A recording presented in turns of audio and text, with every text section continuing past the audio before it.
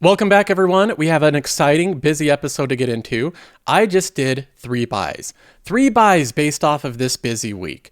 As we know, entering into this week, I gave you my intrinsic value estimates of companies that I hold and companies on my watch list. These were the list of companies that I was looking at very closely going into earnings. Companies that I've studied, I've looked at. I really like the economics. I really like the business models.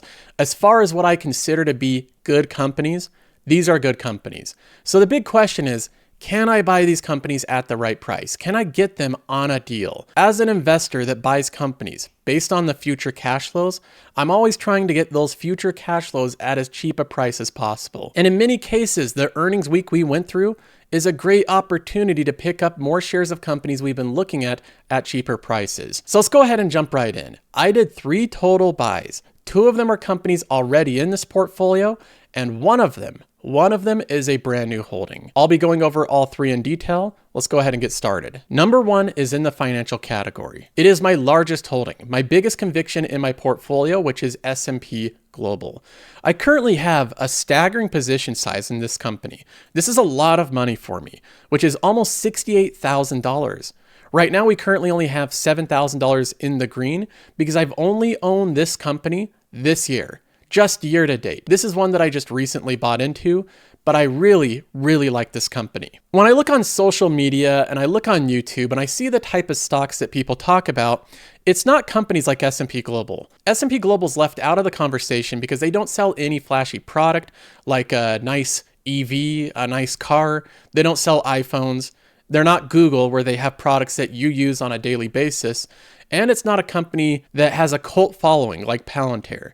S&P Global is one of these companies that seems like it's a little bit boring and more washed up, but it's not. S&P Global is a globally dominant tech platform with enormous data sets that's harnessing the power of AI. It is a diversified company that's highly monopolistic. They have a credit rating business where they rate 90% of the global debt in the world. That is a huge monopolistic position, an enviable position for this company. They have another massive segment of their business, which is all data. This company has more data than most companies could ever dream of. And they're layering upon that data AI. They have data of markets. They have data of commodities. They have data in so many different places that they sell to customers in SaaS subscriptions and usage-based models. This company has an indice business where they control half the ETFs that people invest in. They are a globally dominant player in market and indices, offering up more data and more tools surrounding indices. So they're in an incredibly enviable position, a wide moat business with high barriers to entry that's incredibly capital efficient. One of my favorite parts about this business is even though they are a tech company and they are growing quickly and they do generate enormous amounts of free cash flow, they do it efficiently. In fact, S&P Global is a more efficiently ran company than literally all of big tech. Google, Amazon, Apple, Microsoft, Meta, Nvidia, Tesla, none of them come close to the efficiency of S&P Global. They generate billions and billions of dollars of cash flow while only spending a couple $100 million on stock-based comp. And they spend very little on CapEx as well. So this company, whenever they make money, that money goes right back to the investors. It's not wasted on frivolous projects or overpaid employees. So let's go ahead and talk about what happened to this company. Well, S&P Global reported earnings after market close yesterday, and the stock traded down around 7%. If I switch to the weekly view here, we can see what happened. I'm down $4,000 this week, which is 5.77%. Just yesterday, it was down 7%. And I initiated a buy this morning that bought another $2,000 of this stock after it sold down. Now, why did S&P Global sell off? Well, we can read the headlines. A lot of algorithms and bots and different traders in the market trade based off of basic top and bottom line headlines. And in this case, the headline was that the results were mixed. That's the impression you got with this earnings result. If you were to just go in and read any news publication, you would read that S&P Global posted mixed results. Mixed results aren't good. It means that there's some good and some bad in the results, therefore making it mixed, right? So that's the impression that everybody's getting when they read these type of headlines. Let's go ahead and take a look at how mixed these results really are. S&P Global non-GAAP earnings per share of $3.12 misses by 1 cent.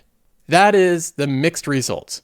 1 penny in earnings per share. And that's not 1 penny when it was supposed to earn 2 pennies. That's 1 penny when it was supposed to earn $3.13. Meaning that they were off from the analyst estimates by less than 1/3 of 1%. That was the mixed results. This is the type of technical miss that a company can have that's very pass-fail. But if we look at this through any realistic lens, this is basically in line with their expectations. They literally hit their earnings per share within a 1 penny margin of error. That is in line. Now, their revenue beat by 40 million, so I guess that is good news. But overall, investors are looking at that 1 penny miss. So we have those mixed results, dragging down the company by 7%, shaving off $8 billion worth of market cap. And this is what makes it even more silly to me. This is what means that investors are having a big overreaction. Let's go ahead and bring up S&P Global's actual earnings report here. And there's one part of this that I think is really important. If we scroll down and we get to the company's actual guidance, where they give how much they're going to earn in all their different financial metrics for the year, S&P Global is one of these companies that's very kind to investors. They're an incredibly investor-focused company. And what they do is they give more detailed guidance than most companies in the market.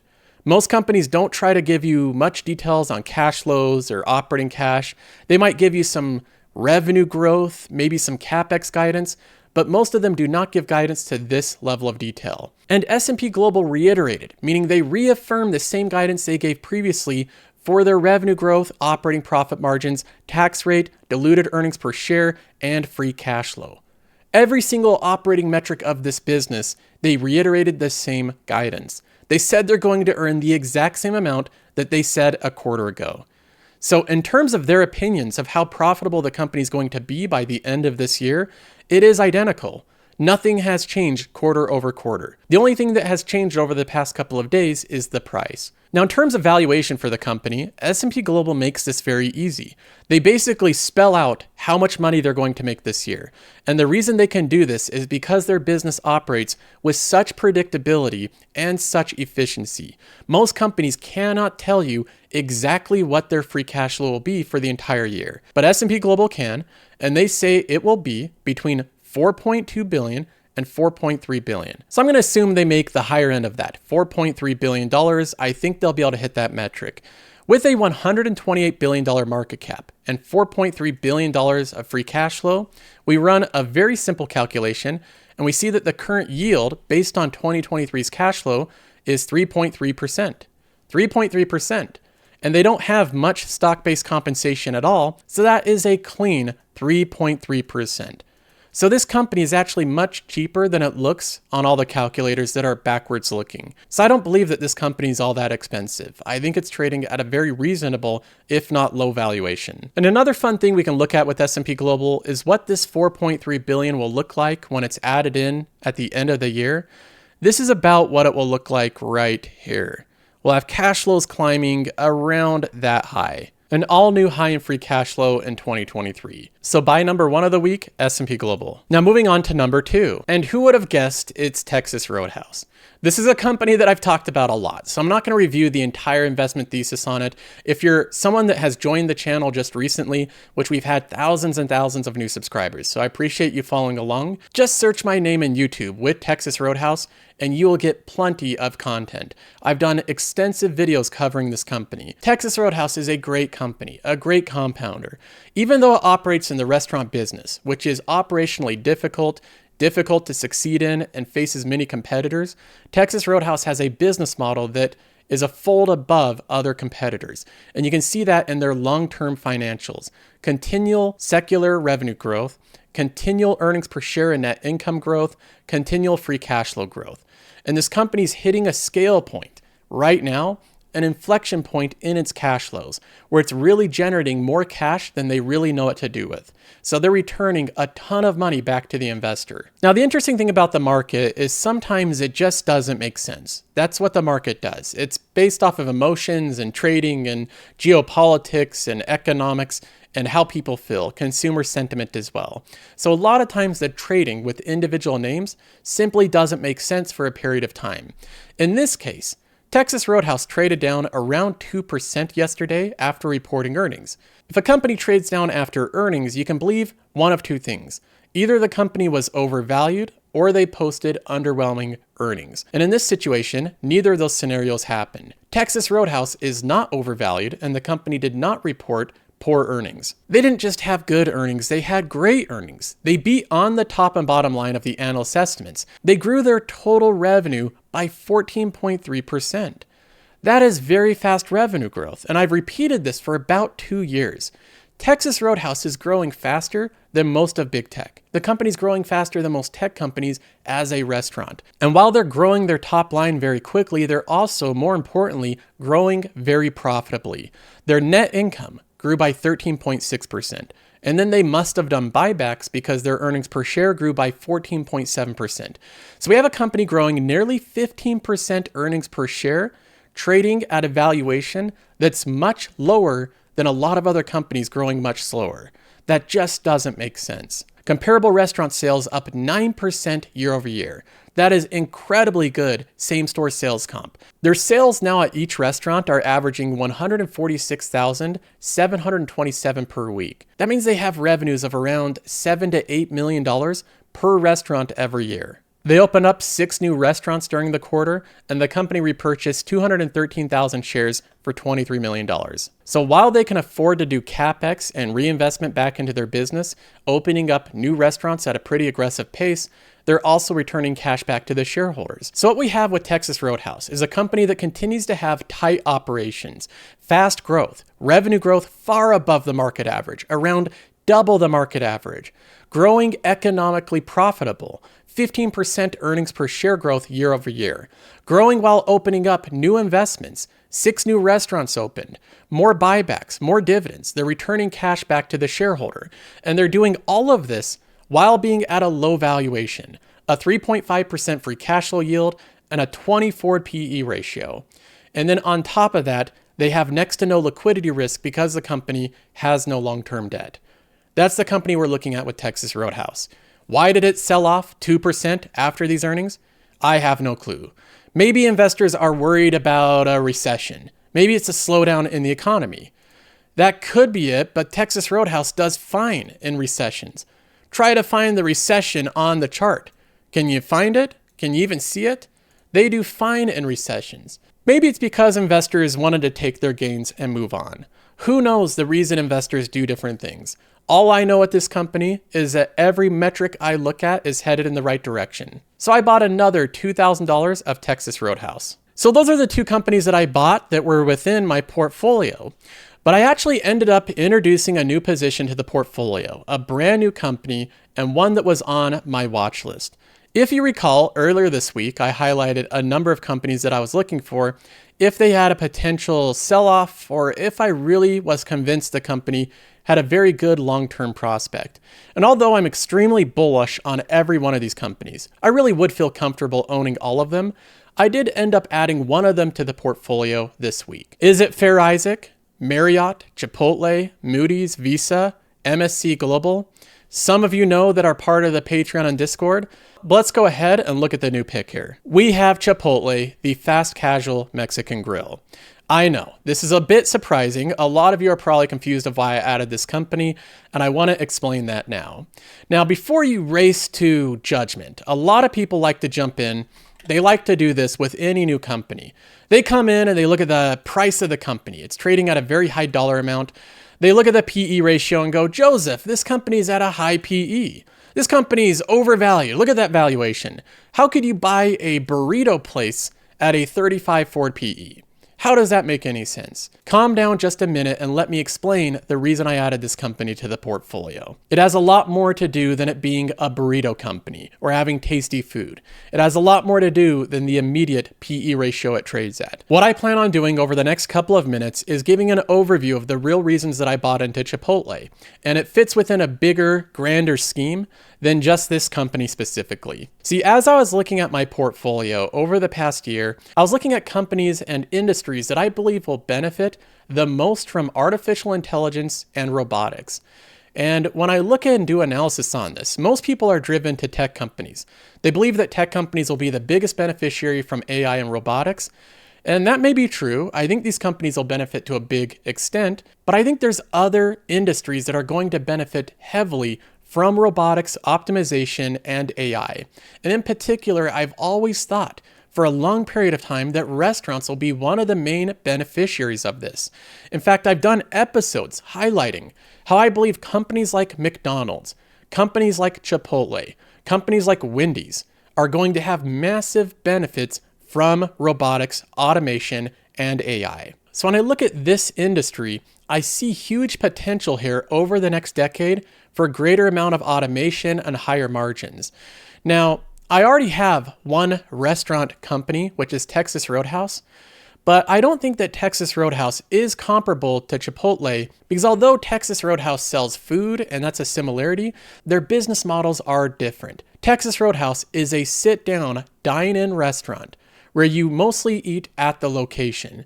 They have very small amounts of takeout and they have no drive-through. Chipotle is a fast casual restaurant, meaning that most people don't go into the restaurant and sit down and get food. That's a way around 40 to 50% of the people eat, but around half of them get it to go, either through delivery like DoorDash, or they get it to go through the Chipotle. They pick it up and go. So even though both of these companies work with food, they are vastly different. And Chipotle is even different than a lot of other fast casual restaurants. And what I'd like you to do when we look at Chipotle is rather than view this company as a burrito or Mexican food place, view it as a business model. That is what we are doing analysis on. We're not buying steaks, we're not buying burritos, we're buying business models. So let's go ahead and talk about the business model of Chipotle. The core business model of Chipotle relies on creating an enhanced fast food experience, combining elements of fine dining with convenient and quick service restaurants, creating value for customers by offering quality foods that are perceived by many, by most, as being healthier alternative to many other fast food competitors like McDonald's or Burger King. The dining environment and efficient service creates a fast casual experience. This fast casual experience resonates particularly well with middle and upper class individuals, people that make more money and have more predictable household income. This demographic of customer makes Chipotle stand out from the rest of the competition. Chipotle tries to combine two different aspects. They want their food to be incredibly fast. They want it to be faster than McDonald's, faster than Burger King, but also high quality. That second part is very difficult to accomplish. Creating fast food is one thing. Many companies can do that, but to create food very fast that's also high quality and somewhat healthy makes it much more complex. And historically, trying to combine these two things, both fast and high quality, is difficult to do, and most restaurants focus on one or the other. They don't want to be both. McDonald's is fast, it's not high quality. Chipotle's trying to do both of these at the same time. The way that you measure how fast a restaurant is through a measurement called throughput. That is how many people can go through the restaurant and get their food within a 10-minute time period. Chipotle's throughput can turn over around 300 customers per hour on average. The way that Chipotle is able to accomplish this incredible throughput through their restaurants is by having their specific ordering system. You've seen this now at probably a lot of restaurants because there's a lot of them adapting the same type of operating model to some extent. But they have an assembly line where all the food is laid out in a table in front of the customer.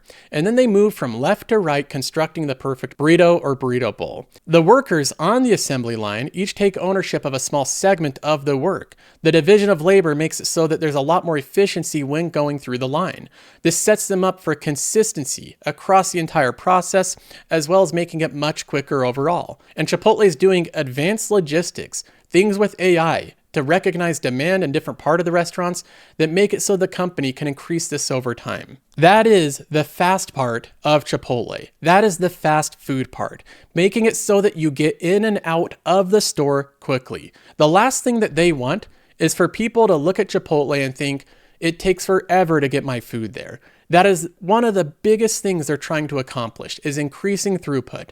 And they've made big advancements on that in the past year. But what about the high quality part? That's where Chipotle is highly differentiated than most of their competitors.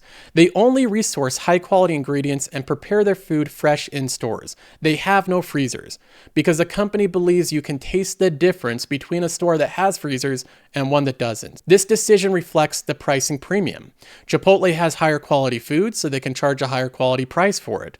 They also only sell full price items and rarely run promotions, which is very uncommon strategy given competitors like Taco Bell that run promotions every day of the week. They're always trying to give away certain parts of their food. The decisions that Chipotle makes to not have the fast food style of marketing is intentional. They want to be differentiated. They want to be looked at as having better, higher quality, more prepared food than most of their competitors. You may notice that Chipotle doesn't include a lot of items that would be off-brand.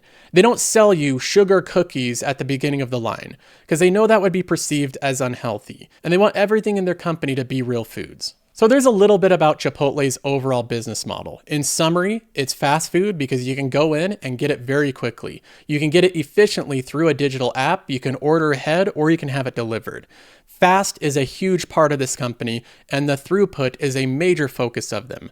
Now, while they're focusing on fast, they're also focusing on high quality. Chipotle wants to make the type of food that you can eat every day and not feel bad about yourself.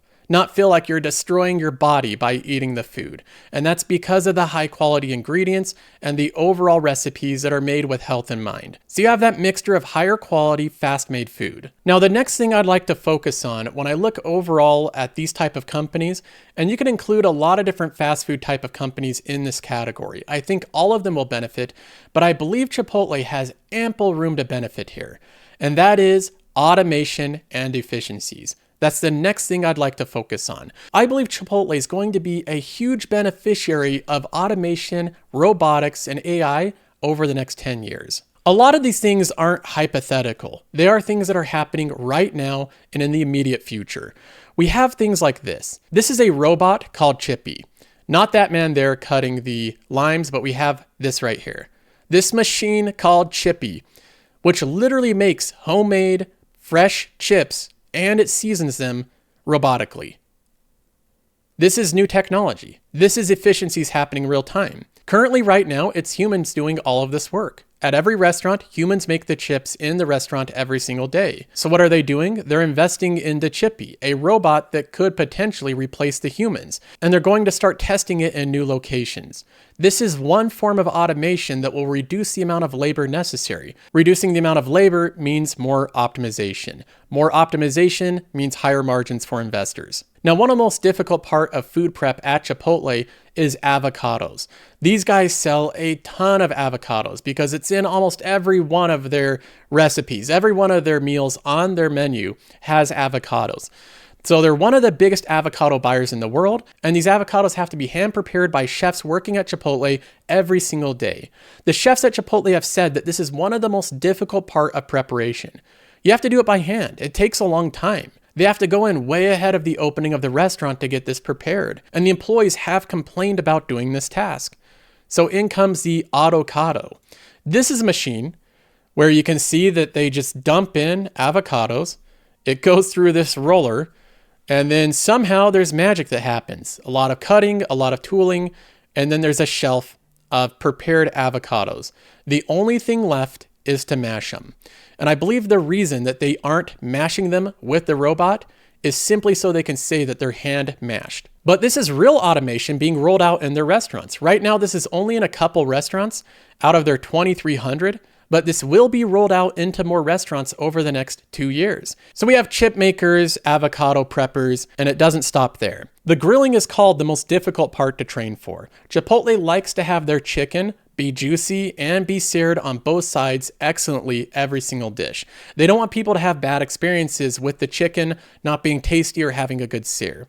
But more importantly than that, for the efficiencies of the company, the productivity of each restaurant is how long it takes to grill chicken. On average right now, it takes around 16 minutes for Chipotle to grill their chicken. 16 minutes because they use a normal flat top grill where they have to repeatedly turn the chicken over and over until it's seared and grilled on both sides. Flat top grills only heat one side at a time. So you have to flip it over to heat both sides and get that sear on both sides. Chipotle is investing in different ways to increase the productivity of their grill. And this is where the double-sided grill comes in. It's also called the clamshell grill. Some restaurants are already testing out and using this new double-sided grill. Chili's is one of them, and other burger places have invested in it as well. The grill we developed clamps and does the press for employees so we don't have to have a super strong or have long arms. They just bring down the press. That press also creates a more consistent burger. If you go to a Chili's that has this double-sided grill, you'll notice that the burgers are perfectly cooked with smash burger style on both sides every single time. And that's not because the chefs magically got better at the restaurant. That's because they invested in a highly expensive but incredible double-sided grill. And these grills are rolling out in Chipotle. Chipotle actually has more to benefit from burger joints because chicken takes longer to cook than most burgers. Chipotle says that they cut down the cook time of their chicken from 16 minutes to under 4 minutes. Huge savings in the amount of cook time. This has a huge benefit for both the employees and the customers at each restaurant. They can cook chicken more evenly because it does a perfect sear on both sides. They cook it in less than half the time, meaning that they can cook it in smaller batches, so the chicken's more fresh at every restaurant that has this grill. And if they ever run out of chicken, it's only 4 minutes, not 16, that they have to wait for customers to get their chicken. So the benefits of this double-sided grill when it rolls out to new locations is further productivity gains. Now, right now, this grill is only in 10 locations. They've been testing it, but Chipotle plans to roll out the new grill to their locations over the next 2 years. They're going to be making that CapEx investment, putting in the large bulk orders, and making this the standard across all of their restaurants. So you can see the theme here. We have robots making chips. We have robots prepping avocados. We have double-sided clamshell grills that give a perfect sear and cut down on cooking time. And then we have the holy grail, what this all culminates to eventually.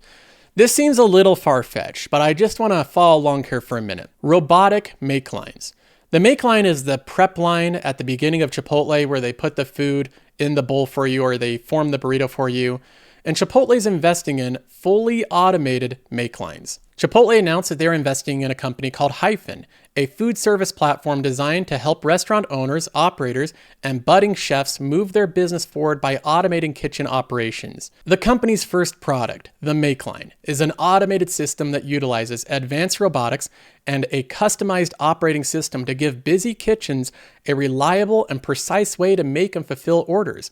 The Make Line assembles all digital orders under the counter via automated production while allowing staff to assemble in-house orders from top of the counter. So this is a fully automated system for making food, for prepping all of it and assembling it. This is the overall holy grail of where all of this automation leads to. Ultimately, I believe long enough down the road that these type of companies that have entrenched market positions and the CapEx to be able to invest in these type of technologies will benefit dramatically from improved efficiencies. Between digital applications, robotics, and AI, I believe these companies will become heavily automated over the next decade, leading to much greater efficiency and much higher margins for the investor. I've said before that I basically view fast food restaurants as glorified vending machines. They're basically like a traditional vending machine, but instead of spitting out a candy or a soda pop, they spit out a hot, consistent meal, one that people look forward to, one that's so efficiently ran, so inexpensive compared to going to the grocery store, that they are the preferred option for all of millennials and the younger generation. These type of advanced vending machines, whether it's McDonald's, Wendy's, Chick-fil-A, or Chipotle, are going to become more and more advanced over time. Chipotle is investing heavily in these advancements, and you can see it across all of their efforts. So I believe automation will play a huge role in the future of this company. Now, we can't talk about automation and AI without mentioning the digital properties this company has. The Chipotle app. Apps can seem like not a big deal, right? Who cares if a restaurant has an app or not? But some cases, they make all the difference. Consider Starbucks' app. That is a massive part of the investment thesis of Starbucks. Everybody knows that Starbucks app turned the company from a simple drink place, a coffee place, to a place where they're a natural bank. They have billions of dollars of customers' money without any cost of capital, leading to incredible growth in the company. The apps make a big difference, and it's the same in the case of Chipotle. Around half continually use the app for digital orders before pickup, so it's heavily used. Their customer base uses this app, and that's hugely advantageous for Chipotle. Like most of these companies, they have a good rewards program. Every time that you go and eat food at Chipotle, you can scan your app or you can order ahead with the app. And a lot of people are doing that ordering ahead. When they do that, they earn reward points. When they earn reward points, they can get different food or different items for free. So it incentivizes customers of Chipotle to continually go back and eat there again. And to further incentivize people, they make the rewards temporary. They don't last forever. They only last a couple of months. Chipotle will give you reminders to use your rewards for the free food before they expire. That makes it so you have pressure. You have some urgency to go back to Chipotle and use up those free points. If you don't, they expire worthless. So this creates a virtuous cycle for Chipotle. People come in to use their rewards. While they use their rewards, they earn more rewards, which incentivizes them to come back again. Over and over again, the cycle continues. Now that's great. The reward system is really fun. They also gamify it and they give you little achievements and badges when you hit certain amount of points. But that's not even the biggest thing I want to point out with the app. Although the reward system is great, I believe where Chipotle really stands above the competition is the level of customization within the app. In most companies, you can customize a few things, but not anywhere close to the level of Chipotle. If you get a burrito bowl, for example, you can pick your protein. There's 7 different options. You can mix and match that with 2 different types of rice. You can add in 2 different types of beans. And then there's 10 different types of toppings that you can mix and match on this bowl. That is a level of combination and customization that most restaurants do not give you. You can't go in and mix and match that many parts of most fast food meals. But Chipotle has the technology and the ability to execute on these orders that are highly customizable.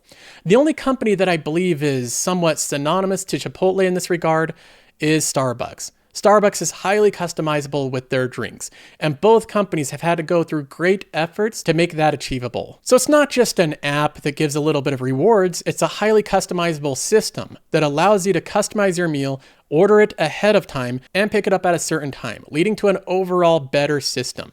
This is an ecosystem that takes a long time to build, and most restaurants, especially ones at this scale, don't have close to this good of a system. So between the robotics and the huge digital properties, Chipotle sees a lot of optimization in both their logistics and in their restaurant operations. And I just want to mention how difficult this is to accomplish this type of feat at the scale that they are. With nearly 3,500 restaurants, being able to have this type of digital property, logistics, customization, and efficiency is incredibly difficult. A lot of people say it's easy to create a burrito. They have a lot of competition. Anyone can start a burrito place. That's true. Anyone can start one single location burrito place. But rolling it out to 3,500 locations, building a digital ecosystem, having it be highly efficient with the latest technology in every location is much easier said than done. And doing that while maintaining brand value over the same time is even more difficult. So we've gone over the high-level business model of Chipotle. The company operates fast and high-quality food. We've gone over a little bit of the optimizations and efficiencies the company will have over time. The next thing I want to talk about is the economics of the company, the economics and the valuation. This is one of my favorite parts of looking at a company, and we're going to be using Qualtrim, this tool right in front of us, to be able to look at the economics. If you want to try this out, it's part of the Patreon. You can try it out with a free trial. Now let's go ahead and take a look at some of the things happening with this company. We already have the most recent quarter here. Chipotle had $2.51 billion in revenue last quarter, and as you can see, there's nothing special. This is right in line with their historical growth, right what investors should be expecting. You can see right here when the revenue actually declined substantially, that was the foodborne illness outbreak of the company. Now, I'm not going to get into that subject now, but they've taken a lot of steps to make sure that that's unlikely to happen again. But over the past 10 years, we have pretty consistent growth in their top line. The growth is around 12% annualized for 10 years. In the past 5 years, the growth has actually accelerated. So we see consistent and accelerating growth in their top line. Their top line grows in 3 different ways. The first way is traffic. I'll put T here.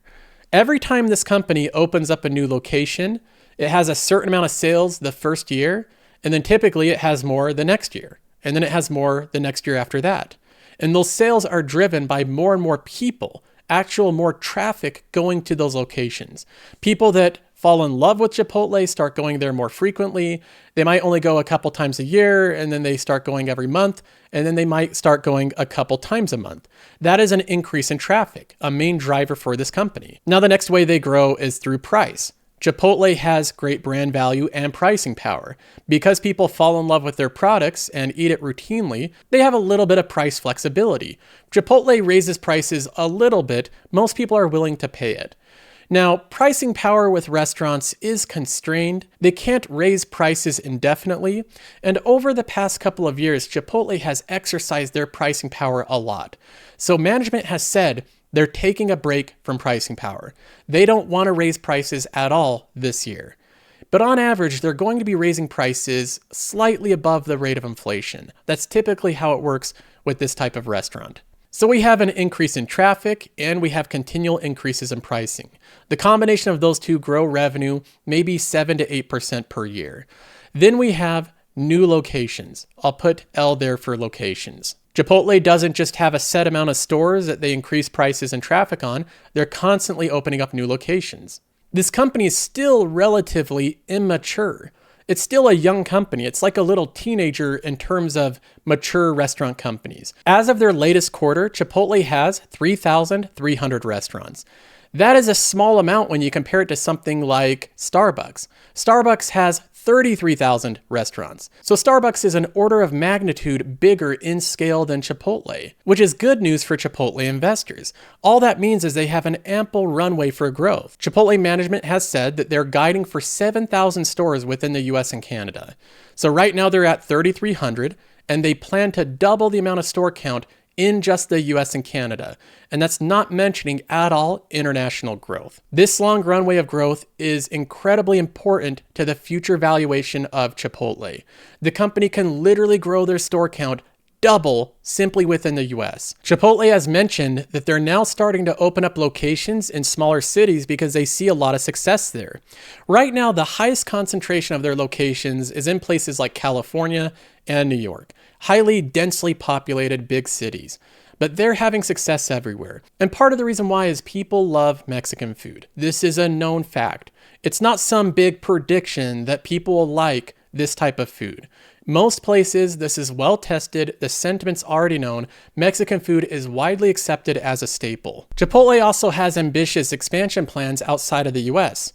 They're not only having great success in Canada right now, but they're also opening throughout Europe, trying to make the models work as good as possible in different regions. They've also introduced for the first time ever a franchise partner in the Middle East. They're going to be opening up locations in Dubai and Kuwait starting in 2024. The reason that they chose franchise partners for Dubai and Kuwait is because they want someone that knows the demographic there and knows how to sell their product.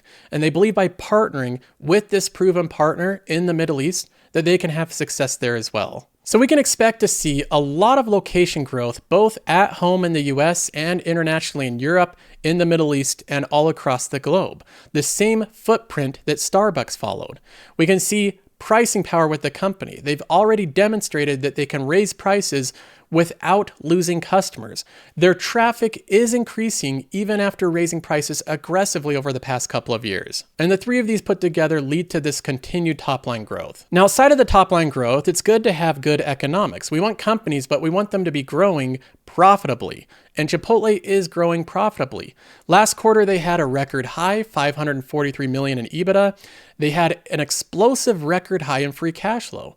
Look at this previous quarter. It's so much higher than they've ever had before. We're up to $445 million in free cash flow. And a great thing about this company is they don't have to deal with that pesky stock-based compensation to anywhere the same degree as a tech company. Because as they grow, the size of their headquarters stays the same. Notice how over the past decade, it literally hasn't gone up at all. It's ebbed and flowed a little bit, but it's still under 50 million. They can grow their free cash flow and keep their headquarter expense virtually identical. And on a free cash flow per share basis, the numbers get a little bit crazy. Over the past decade, Chipotle has grown their free cash flow per share above 17% compound annual growth rate. And they're doing this with even accelerated growth more recently. Now, one thing I love about this company is even though they're generating a lot of free cash flow, they do it efficiently, and they have great top line growth, they have one of the characteristics that I really, really love in companies. And that is the good old-fashioned business model of growing your company through its own cash flows, paying for new locations, paying for your CapEx with your own free cash flow, not paying for it by taking out huge amounts of debt. Chipotle has exactly zero long-term debt. Where companies get in a lot of trouble is by taking on that long-term debt. Interest rates change, the debt becomes more expensive, they have a more difficult time getting credit, and that leads to a lot of trouble. Chipotle's like Texas Roadhouse. Neither of them have long-term debt. Management doesn't like long-term debt. They don't want to deal with it. They don't want to take on the additional risk. And I don't want to as well as an investor.